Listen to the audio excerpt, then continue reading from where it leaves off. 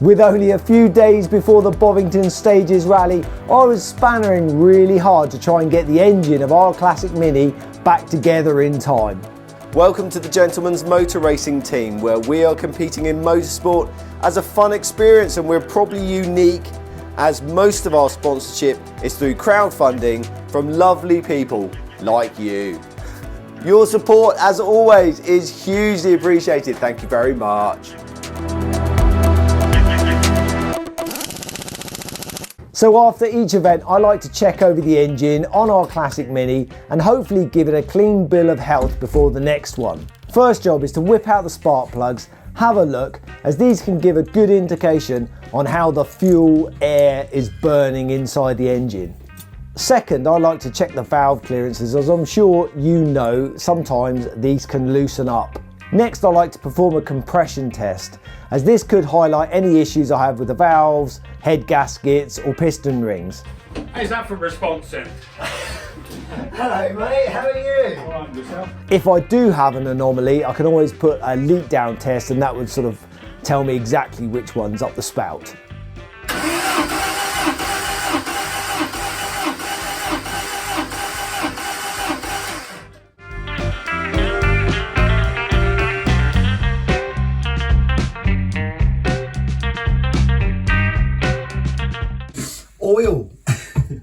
Oil filters. Now, as I'm sure you're aware, I watch an awful lot of YouTube, and the drag racing events that I watch, the people that sort of do engines for that. One of the best things that I ever learnt from watching those is change the oil and the filter after every event. I know it seems a little bit excessive and maybe expensive because some of this oil is not cheap. However, it's cheaper than having to rebuild your engine because bits of, whatever are floating around in your engine. And I think that's even more prevalent with a classic Mini because you've got your gearbox in the same oil, haven't you? So you're not just worried about bits coming off your engine and floating around. You should be worried about bits of your gearbox coming off and floating around inside your engine. So you need to inspect it. So that's what I do. However, what I haven't done in the past, because I've never been able to get one, is one of these tools. Now this is amazing. This is a filter cutter. I've seen them use them in the States on YouTube, and I've thought, I'd love one of those. And up until now, they've been just a little bit too expensive. But I purchased one, and I can't wait to try it out.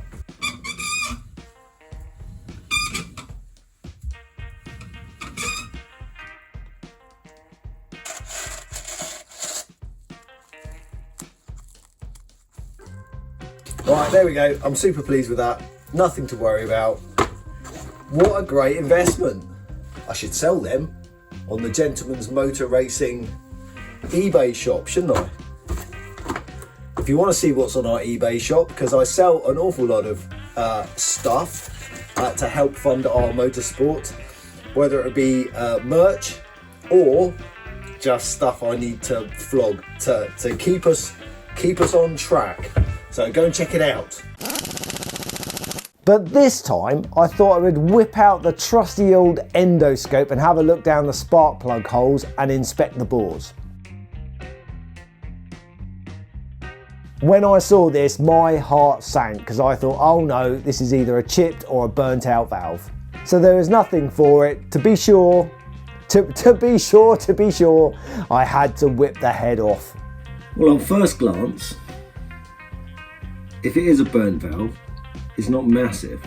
It's not ridiculous. There's a lot of crustiness going on. Just a lot of crud. What's that? That's just a build-up of whatever, isn't it? Another new procedure for me was using my drill press as a spring compressor. I quickly knocked up this platform to protect the head, and I must admit it makes life a lot easier than the traditional valve compressing tool. Whew! The good news is I couldn't find any issues at all. Just a build-up of carbon, and after a clean and a light valve lapping, it was ready for reassembly. But oh, would that it were so simple. Go on, Ed, tell me what film that's from. So I've been chatting to Dave Goodwin just about my concerns about this one. Look, see where this has obviously been interfering somewhere on the rocker. The rocker's always had interference, like witness marks all over it. I don't know whether that's because it's been, you know, touching on stuff in the past, but it's always had like little marks everywhere. Anyway, the photos that I sent Dave his concern was about the depth of the collets. I do the technique of I just give it a good old tap with a hammer just to make sure that they're seated in properly. And they all look the same sort of depth. Apart from that one, look. That one's pretty high. And then it dawned on me, look at this cap here, look. That is a different cap to that, I would say. That is a different cap, isn't it?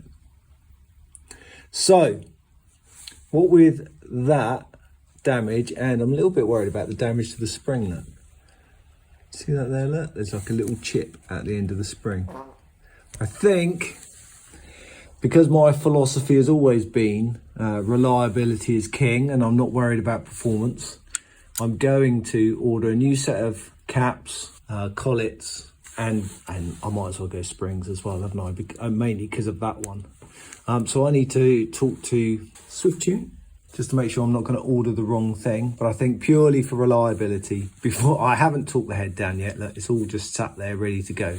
And as I was putting it all together, that's when I noticed it. And I was quite annoyed that I hadn't noticed that during the disassembly and the build. So, yeah, well, thank you very much, Dave. But I think I'm just going to have to, annoying because it took me basically all morning to, you know, put the head back together and, you know, get it all ready to go. But these things, they're sent to test us, aren't they? The new springs, caps, collets from SWIFTUNE had a much lower and wider stance. And now was a chance for me to learn something new. The valve spring height has a specific specification, and this needs to be adjusted with shims under the springs. This is to prevent valve bounce or spring binding, and after some enjoyable measurement and shim shopping, I had to say that a few times, shim shopping, the setup was complete and back together. Okay, so watching this video, you are seeing what happened in the past. If you want to play an active part and shape the future, please consider becoming a patron. Patrons have been instrumental in helping and guiding me through this cylinder head rebuild, and I'm so grateful to every one of you. I create a midweek video update every week for our virtual teammate patrons. I'm now running it without any water in the system so that the head gasket can cook on. I'll let it run for a little bit, shut it down. When it's cool, I'll retighten the head studs and obviously top it up with water.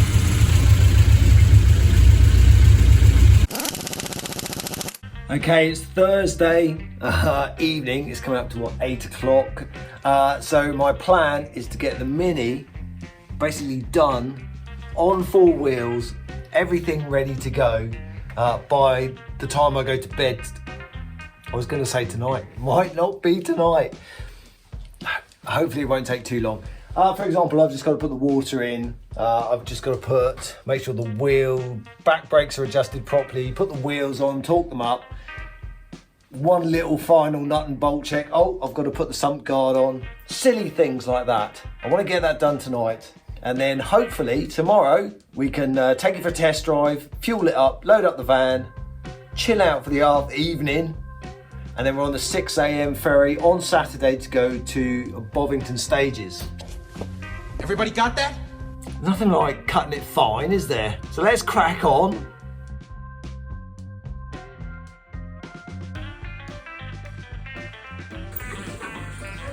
Here we go. So I've dressed, you see this little obviously blobby weld, which is something that obviously I did back when I built it.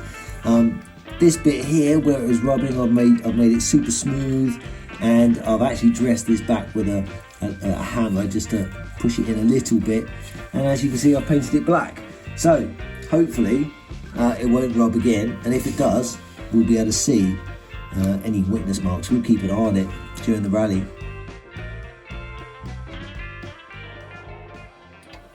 Shh, mustn't annoy the neighbours.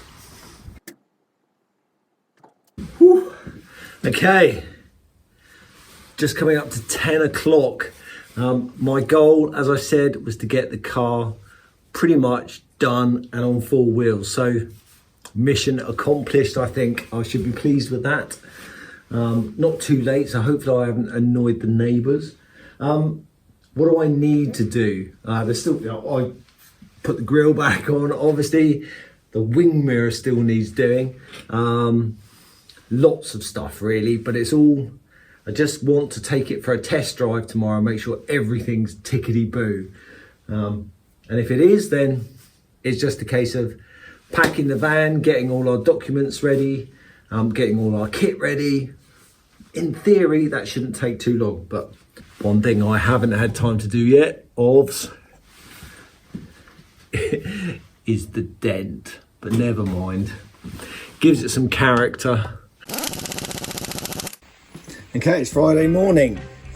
Maybe my little silicone has dried enough to test it. At last chance. Anyway, I'm so confident. Now look, I don't have it mounted in the bucket. No, that's a lie. My little tiny tack welds that I put on the end just broke. So let's hope it doesn't leak. Let's install it, see what happens. Wait a frigging minute. It looks like it's coming from in there.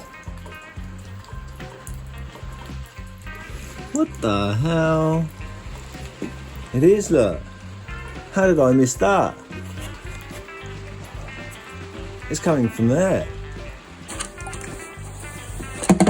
Yeah, it's coming from there. That's split there, look. On that moulding. Oh, for pity's sake. Oh. Well, I'm not going to be able to fix that, am I? That's a brand new item. And I've had it obviously long enough now. I can't really, take it back, I guess. Must have obviously just been getting worse and worse and worse. Unless that's a new bit. You never know, do you? That could be like the latest hole in it. Right, I'm reluctant to buy another one. Right, I'm gonna have to run without a windscreen washer bottle this rally. That's a shame. I haven't got time to configure anything else because it's literally the day before. And I've got a lot more to do. Okay, that was interesting. Oh, that was interesting. I thought the bulb had gone, but it hadn't. And bizarrely enough, it's the pin that goes in the middle of the bulb had moved, maybe from the shock. But now that's rock solid, that's good. Okay, I'm not gonna have time to sort the dent out, so I've just given it a coat of rattle can just so that it doesn't rust out completely. We're getting ready to do its first test drive. Just trying to get the temperature up. The voltage is particularly high for some reason. It could be that I've just charged the battery, I don't know. We'll see, keep an eye on it. Right, just fueled up, everything seems fine, and literally I was just driving home and then I felt vibration, so I don't know what that vibration is. I'm just gonna have a quick check. I don't know if it was a vibration from the car or the road. It just set the old nerves on edge, that's for sure. I think I'm gonna have to take it for another spin just in case. I won't be able to sleep at night otherwise. Okay, I've got to the point where all nice to do jobs have got to go on the back burner because now we've got to load up. Just last minute checks on the Rally Mini and Alfie's here. Alfie! Hello mate. Come to wish us goodbye. Or good luck rather. Got everything you need. Yeah. Oh mate. Well, good luck. Just making sure you got all the right spares. Have you got Imperial spanners and sockets? I'm gonna check. Everything in order, mate? I think so.